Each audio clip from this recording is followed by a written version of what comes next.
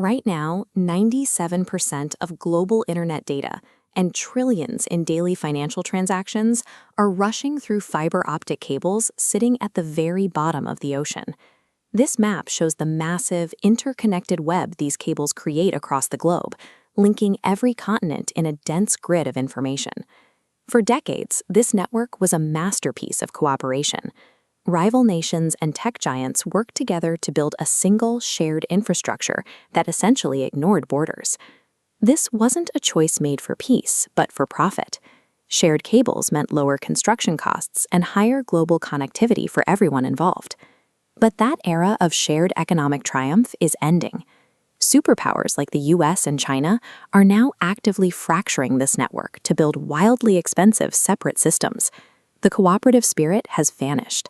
In its place, we see governments blocking shared projects and aggressively pushing rival tech firms out of international deals.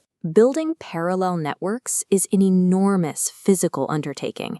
It requires specialized ships and billions in capital to lay redundant fiber optic lines across entire oceans. So why would superpowers walk away from a cheap, functional shared system just to spend billions building a duplicate? The answer has nothing to do with the physical cables deep underwater, and everything to do with the exact points where they connect to land. Cables resting 2 miles deep on the ocean floor are remarkably secure. Tapping into a fiber optic line under that much pressure without being detected is nearly impossible. The true vulnerability exists at the endpoints. As the underwater cable surfaces to connect with national power and data grids, it enters a landing station. These specific landing stations act as strategic choke points. All data traveling across an ocean must be processed through the equipment inside these buildings to reach its final destination. This creates what researchers call weaponized interdependence. Whichever nation builds and controls these specific buildings has the theoretical power to intercept sensitive data or cut off a rival's access to the global network. We saw this play out with the Cap-1 project. The U.S. government intervened in a trans-Pacific cable deal to force out China Mobile, citing fears that Beijing could use the landing stations for espionage. This chart shows the market share for cable suppliers, with Chinese firm HMN Tech holding 10%. Because of this strategic footprint, the U.S. is now aggressively lobbying Vietnam to reject HMN Tech for its 10 new planned cables. The vulnerability of these endpoint choke points has shifted the strategic focus of undersea fiber. Once seen as standard commercial utilities, these cables now rank among the most sensitive assets in a nation's security portfolio. A sequential game theory model explains why this is happening. Each superpower is faced with a binary choice: prioritize economy or prioritize security. Choosing the economy path means sticking with shared cables.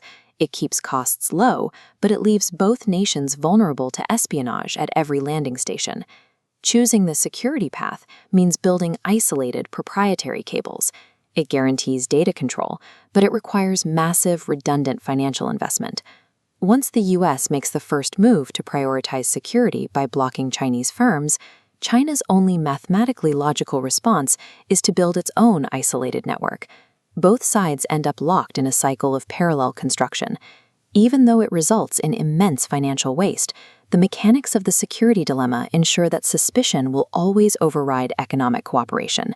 This shift marks the era of bifurcation, where the single, unified global internet is permanently fracturing.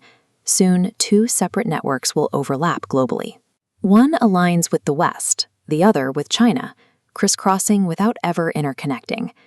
This staggering inefficiency doubles the cost of the world's communication infrastructure for the sake of control.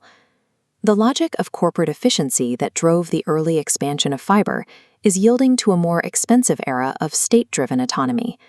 For the first time in the digital age, the physical hardware of the internet will directly mirror geopolitical alliances and borders.